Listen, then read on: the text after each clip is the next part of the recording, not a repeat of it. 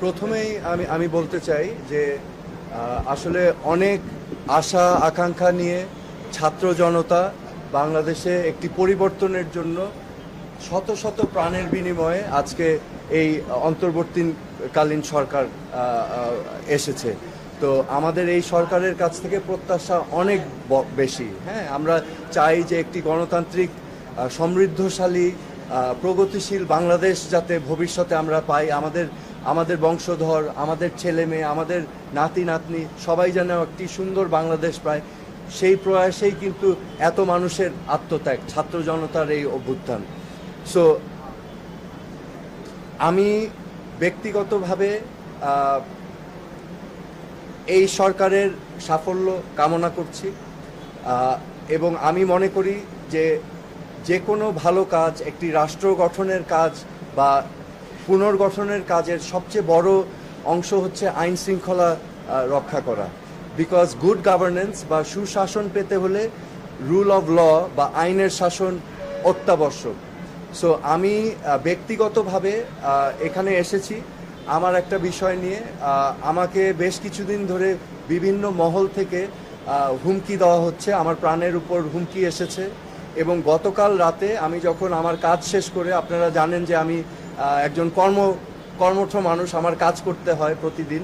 আমি কাজ থেকে যখন রাতে ফেরত যাচ্ছিলাম আমার ডিওএইচএস এর বাসায়, আমাকে একটি মোটরসাইকেল চালক আমাকে ছায়ার মতো ফলো করে এবং আমি যখন ক্যান্টনমেন্ট গেট দিয়ে ঢুকে যাই সেই মোটরসাইকেল আরোহী আমাকে কিন্তু ফলো করতে থাকে। একটা পর্যায়ে আমি দেখি তার শার্টের মধ্যে লাল নীল লাইট জ্বালানো এবং সে আমাকে ইশারা করছে থামার জন্য।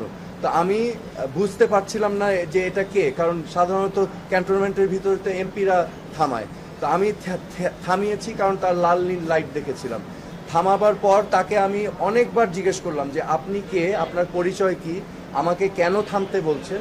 উনি বারবার আমাকে বলছেন যে আমাদের লোক আসবে, আপনার থামতে হবে। তো আমি আবারও বললাম যে কেন, আপনার পরিচয় কি এবং কারা আসবে। তো এক পর্যায়ে আমি তাদের জিজ্ঞেস করলাম আপনি কি আমাকে চিনতে পেরেছেন। উনি বলল হ্যাঁ আপনাকে চিনতে পেরেছি, আপনি সোহেল তাজ। তখন আমি আরও পাজলড হয়ে গেলাম যে সে তো আমাকে চেনে। তো আবার জিজ্ঞেস করতে থাকলাম, এরকম অনেকবার জিজ্ঞেস করার পর আমি গাড়ি সাইড করে রেখেছি। তাকে ফোনে বলতে শুনলাম যে হ্যাঁ উনি জাহাঙ্গীর গেট দিয়ে ঢুকে গিয়েছে, আপনারা এখানে এই লোকেশনে আসেন। না জাহাঙ্গীর গেট দিয়ে ঢুকে গেছেন, উনি ক্যান্টনমেন্টে ঢুকেছেন। তো এরকম কয়েকবার বলার পর আমি তাকে আবার বারংবার জিজ্ঞেস করলাম পরিচয় কি, কেন আমাকে থামিয়েছেন। সে কোনো সদুত্তর না দিল না। কিছুক্ষণ পর আবার সে ফোনে কথা বলে তারপর আস্তে করে মোটরসাইকেল নিয়ে আমাকে বললে আপনি চলে যেতে পারেন, বলে উনি চলে গেল। সো আমার কাছে যেটা প্রতীয়মান হয়েছে বা আমি যেটা উপলব্ধি করতে পেরেছি, সে যেই ব্যক্তির সাথে কথা বলছিল তারা অন্য স্থানে অবস্থান নিয়েছিল। তো তারা ভেবেছিল আমি হয়তো মহাখালী দিয়ে যাব, এবং আমি যেহেতু ক্যান্টনমেন্ট দিয়ে এসেছি সে বারবার বলার চেষ্টা করছিল যে আমি ক্যান্টনমেন্ট জাহাঙ্গীর গেট দিয়ে ঢুকেছি। সো এটা আমি মনে করছি, আমার অনুমান যে এখানে একটা দুরভিসন্ধি ছিল, এখানে একটা দুর্ঘটনা বা অঘটন ঘটাবার পরিকল্পনা ছিল। সো আমি আজকে এই বিষয়গুলো নিয়ে মাননীয় স্বরাষ্ট্র উপদেষ্টার কাছে অবহিত করতে এসেছি এবং আমি মনে করি যে বাংলাদেশের সকল নাগরিকের ব্যক্তি নিরাপত্তার অধিকার আছে এবং আমি তাকে বলেছি যে আইন শৃঙ্খলা পরিস্থিতি অবশ্যই যেন অতি দ্রুত উন্নতি করেন এবং উনি আশ্বাস দিয়েছেন যে উনি দেখছেন এবং সার্বিকভাবে ওনার মনোযোগী হয়েছেন। এবং আমার যে বিষয়টা দেখেন, আমি একজন সাধারণ নাগরিক বর্তমানে, কিন্তু আমার একটা পরিচয় আছে। তো এই পরিচয়ের কারণে অনেক মহল থেকে কিন্তু অনেক কিছু করারই হয়তো প্রয়াস থাকতে পারে। তো সেই জন্য আমি তাকে বলেছিলাম এবং অবহিত করতে আমি এসেছি। সেটা একটা ব্যক্তিগত বিষয়, সেটা আমি আলাপ করতে চাচ্ছি না।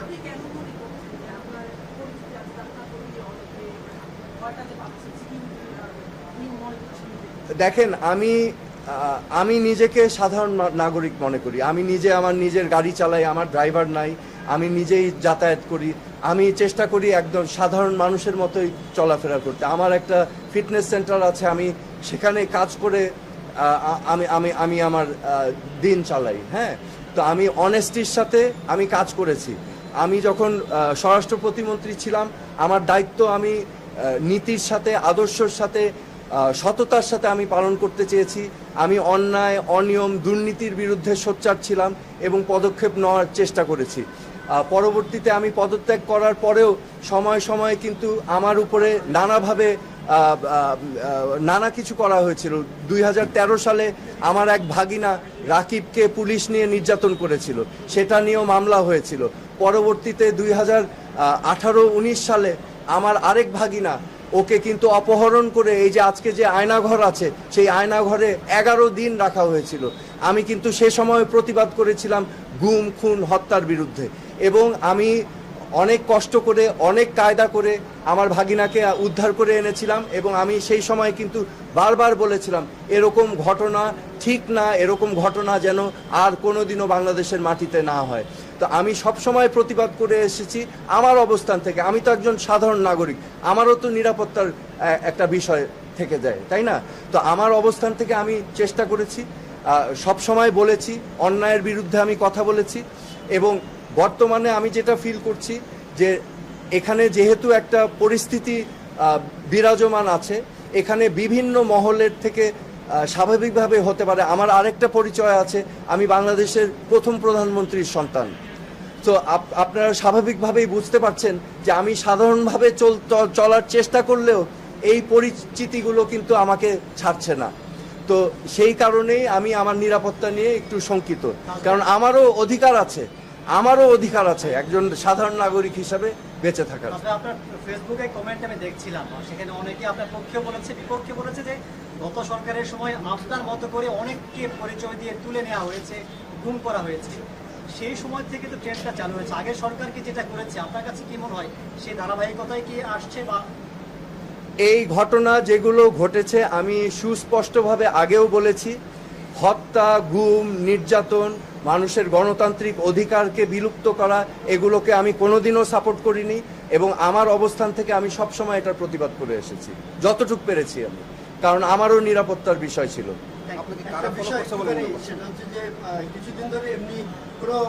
আচ্ছা, আমি ওনার একটা কোয়েশ্চেনের উত্তর দিই।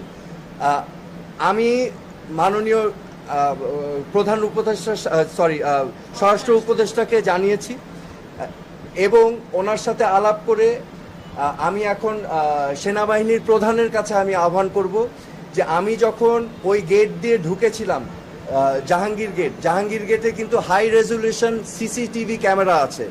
তো আমাকে যেই মোটরসাইকেল ফলো করেছিল, আমার বিশ্বাস সেই মোটরসাইকেলের লাইসেন্স প্লেট বের করে তার পরিচয় নির্ধারণ করা সম্ভব, সেনাপ্রধান যদি চান। হ্যাঁ, আমি টাইমটাও বলে দিচ্ছি, আমি জাহাঙ্গীর গেট প্রবেশ করেছি 10:50 বা 51 থেকে 10:55 বা 56-র মধ্যে গতকাল রাতে। আমি সেনাপ্রধানের কাছেও জানতে চাবো এটা যেন উনিও তদন্ত করেন, কারণ আপনারা জানেন যে এখানে ঢাকা মহানগরের পুলিশ কমিশনারও ছিলেন, এখন ওনাদের এখতিয়ার নেই ক্যান্টনমেন্টের ভিতরে। তো আমি সেনাপ্রধানের কাছেও আহ্বান জানাচ্ছি এটা তদন্ত করার জন্য। আমি এখান থেকে গিয়েই জিডি করব। কিছুদিন আগে একটি কোনো সমর্থিত সূত্র নয়, বলা ছিল যে আপনি আওয়ামী লীগের হাল ধরবেন, এবং এই জন্য এই ধরনের কোনো পরিস্থিতি হয়েছে কিনা এই বিষয়ে কোনো। আমি আমার কথা স্পষ্ট, আমি বারবার বলেছি আমার রাজনীতিতে আসার কোনোই আগ্রহ নাই।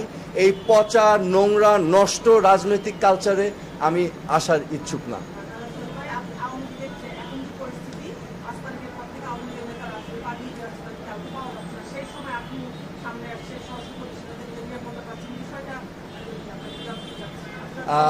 আমি মনে করি যে কোনো রাজনৈতিক দলের উপরেই প্রতিহিংসা বা নিপীড়ন করা সঠিক না, সেটা যেই দলই হোক। হ্যাঁ, সো এখানে অনেক নিরীহ নেতাকর্মীরা আছেন, তাদের উপরে অত্যাচার, নির্যাতনের আমি নিন্দা জানাচ্ছি। পাশাপাশি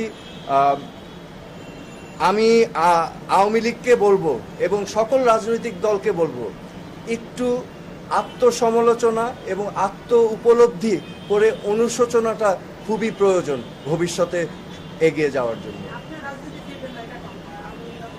আমি রাজনীতিতে ফিরবো না, আমি বলে দিয়েছি। আমি এই নষ্ট, পচা, জঘন্য রাজনীতিতে আমি ফিরবো না।